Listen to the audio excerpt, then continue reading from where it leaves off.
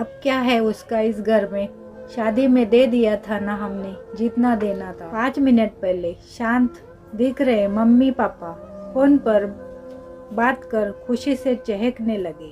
Dining room में नाश्ता कर रहे अपने बहू और बेटे के पास आकर बोले, कल सुधा आ रही है, अभी अभी फोन पर बात हुई है, समधी भी साथ आएंगे। शशि, तुम कल दोपहर 4 बजे एयरपोर्ट चले जाना दोनों को लेने। इस सुधा को और कोई काम नहीं है क्या? जब देखो तब आ जाती है यहाँ पर। मैं नहीं जा पाऊँगा, मुझे और भी ज़रूरी काम है। क्या वो टैक्सी करके नहीं आ सकती यहाँ तक?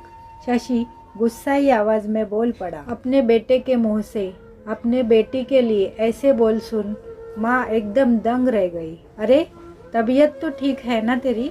कैसी पागलों की तरह बात कर रहा है। घर में 2 गाड़ियाँ होते हुए भी बहन को टैक्सी में आने के लिए कहता है। माँ बोली, रहने दो, मैं खुद जाकर ले आऊँगा अपनी बेटी को। करने दो उसे अपना काम। अभी सुधा का बाप जिंदा है और मैं नहीं चाहता कि मेरे बेटी को उसके ससुराल वालों से ताने सुनने पड़े कि इकलौती बेटी होते हुए भी उसे लेने गाड़ी नहीं भेजी या उसके स्वागत में कोई कमी रह गई।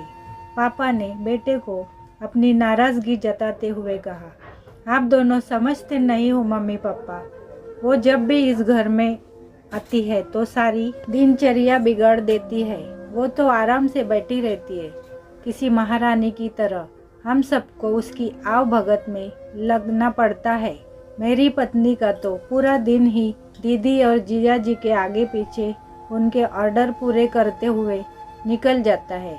गुस्से से शशि बोला, आज क्या हो गया है तुझे? कैसी बहकी बहकी बातें कर रहा है? बहन है तेरी, कोई पराई तो नहीं। अब क्या है उसका इस घर में? शादी में दे दिया था ना हमने जितना देना था, फिर क्यों चली आती है बार बार यहाँ पर? और हर बार बैग भर भर कर लेकर जाती है वो अलग। आपको समझना चाहिए, वो सिर्फ हमें लूटने आती है और कुछ नहीं। शशि ने तंज कसते हुए कहा, तुझे क्या? अगर वो यहाँ से थोड़ा कुछ ले जाती है तो ये सब मेरी मेहनत की कमाई है और मैं जो चाहूँ करूँ।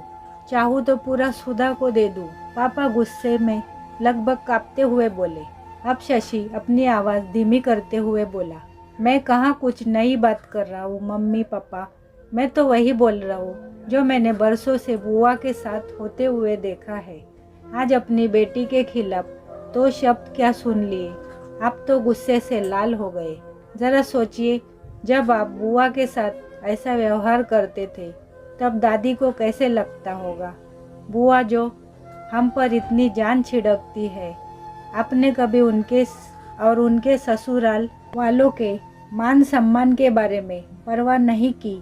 उन्होंने कभी भी आपसे कुछ नहीं मांगा, बल्कि हर बार वो अपने साथ कुछ न कुछ लेकर ही आती।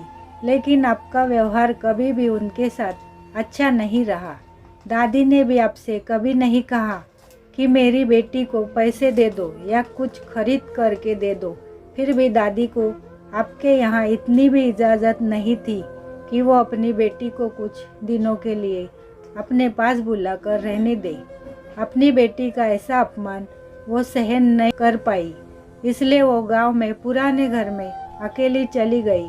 बुआ भी अपना अपमान सह लेती, पर आपने उनके पति का भी मान नहीं रखा, इसलिए उन्होंने भी हमारे घर आना जाना छोड़ दिया। जिस तरह सुधा इस घर की बेटी है, बुआ भी तो इसी घर की बेटी है। आपने 2 बेटियों में फ़र्क कर अच्छा नहीं किया।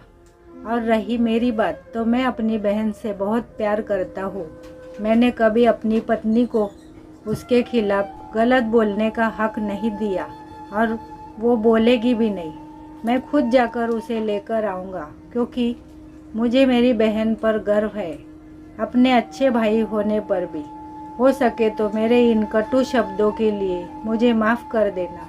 इतना कहकर शशि अपने ऑफिस के लिए निकल गया। माँ और पापा का सिर शर्म से झुक गया।